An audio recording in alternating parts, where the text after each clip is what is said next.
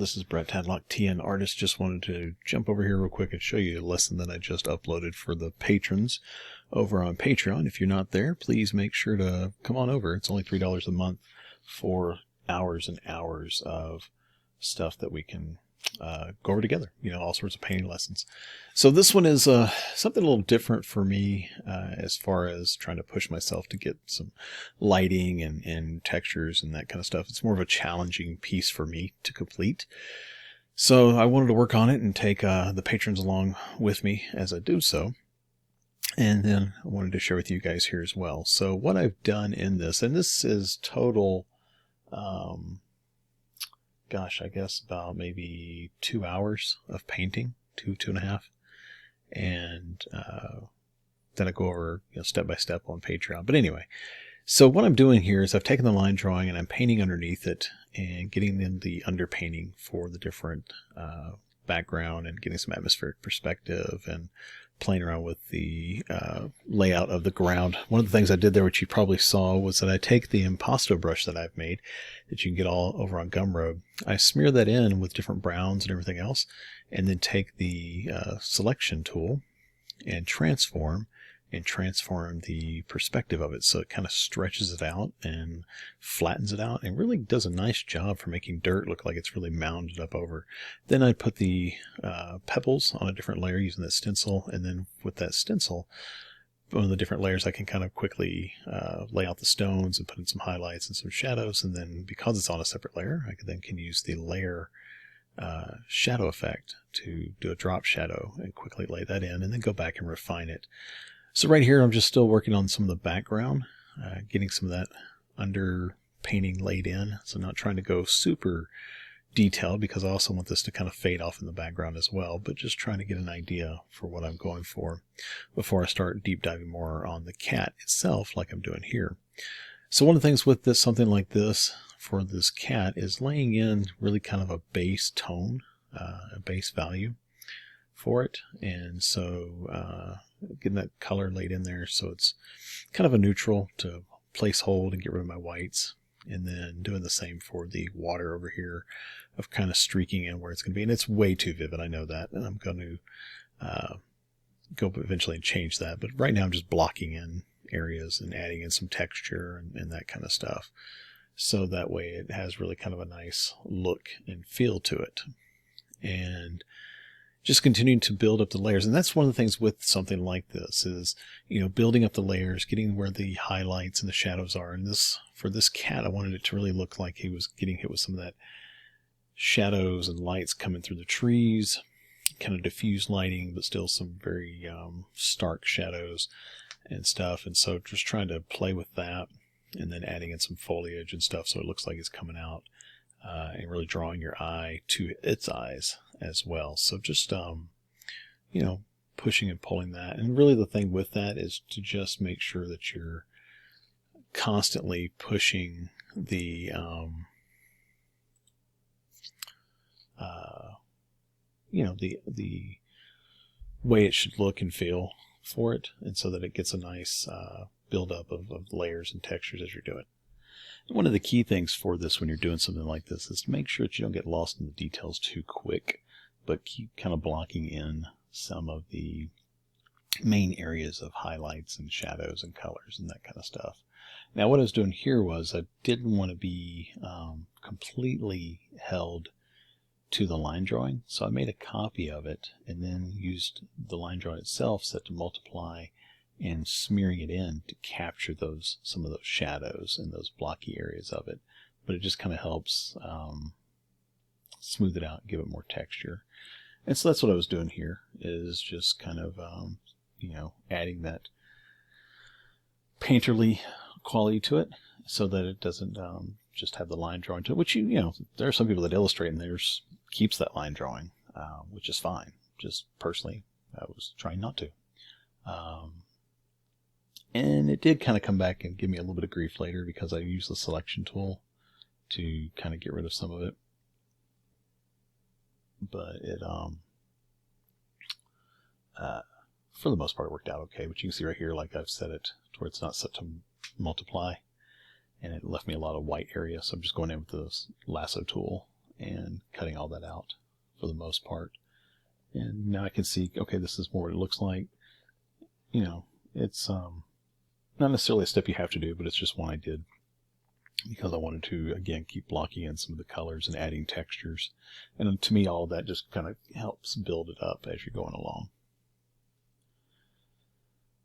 So again, just thinking shape and form, and this is all still very much the underpainting of this, and talking about how you can take some of the brushes and get some interesting looks and that kind of stuff. Now, one thing I noticed here when I was trying to add some subtle fur texture to it at this point, but I really shouldn't have really dove into this that much there, because I think it became a little distracting as I was working on other stuff, because it started going from a sleek kind of mountain lion cougar kind of look to this almost snow leopard kind of look. So that's why I was trying to change it up here a little bit as it goes on. But it became a distraction more than anything else. So I wanted to make sure to not keep that part going there, but instead jump around to a different part on the face and some of the other areas to really kind of define that dark fur where they've got it around their face. And then just keep playing around with the lights and shadows, knowing that I'm going to really push this more and more as I go. Now in the Patreon, I've got this broken into 5 different lessons, walking through it. So each one's about 20 to 30 minutes long, talking about how to think about the light and the contrast and the shadows and the push and the pull of it all. Right here you can see it's still very chunky and not smoothed out. So it's still very much the underpainting for here. And then also you got to think about how you're going to use some other tools than just the custom brushes and stuff, but also how do you use some of the other things like the ink brush, the chalk brush, the pencil tool, and that kind of stuff, so that you can get these buildup of textures and layers and stuff that just really adds to the overall feel and look of the picture. So here just doing a little bit of cleanup work, trying to get rid of some of that white edge because it was really distracting me, and just wanted to get it kind of knocked out and then go back and change some of the colors and stuff. But this was giving me a better view. Now, like I said, in this one I tended to work in more layers, mainly just because I was using more glazing with the multiply and overlay, and so because of that I wanted to work in a number of layers.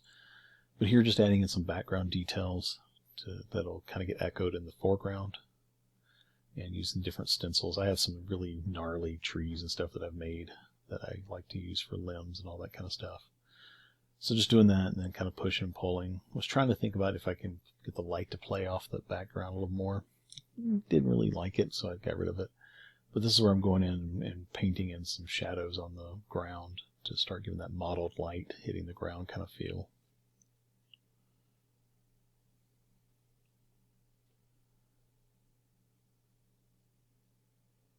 And then softening it back.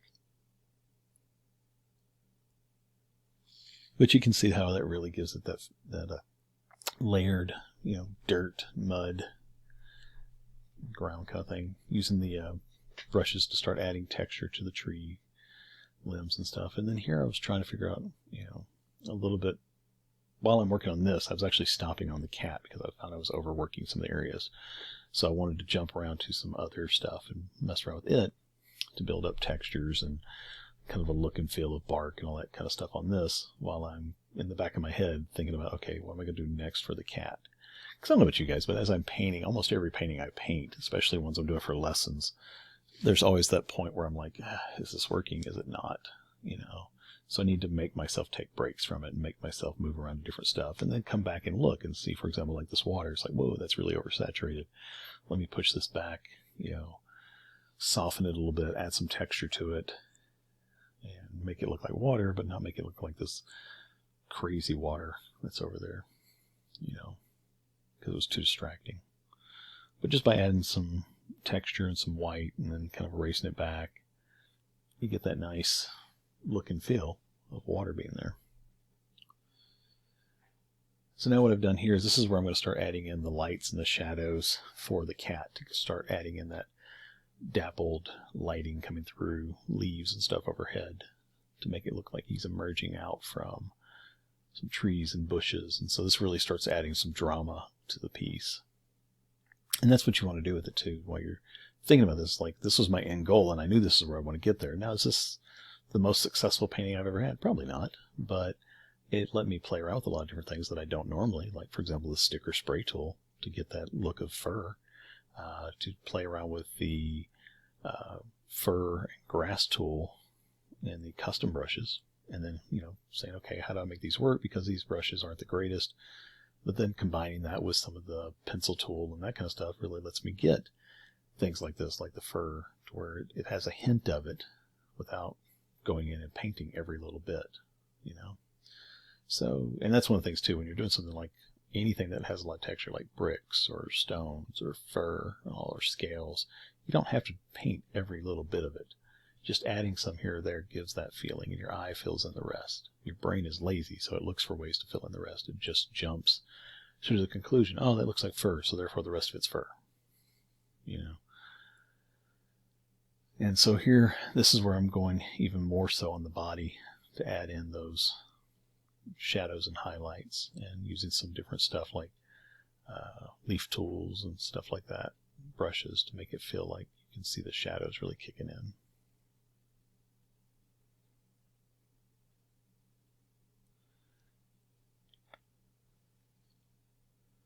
I thought that worked pretty well for doing the that leaf brush and spraying it across there, and then going back and erasing some of it,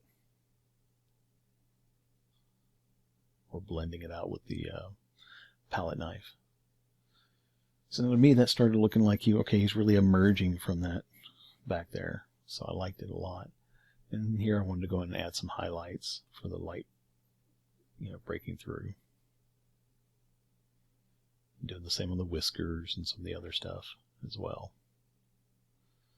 So it just really kind of draws you to those eyes, because they're kind of a yellowish orange, and right there in all that blue and cool greens and everything else. So to me, it really kind of worked. So anyway, I'll just let you guys finish watching this. I hope you enjoyed it. Let me know if you have any questions or comments down below. Thanks.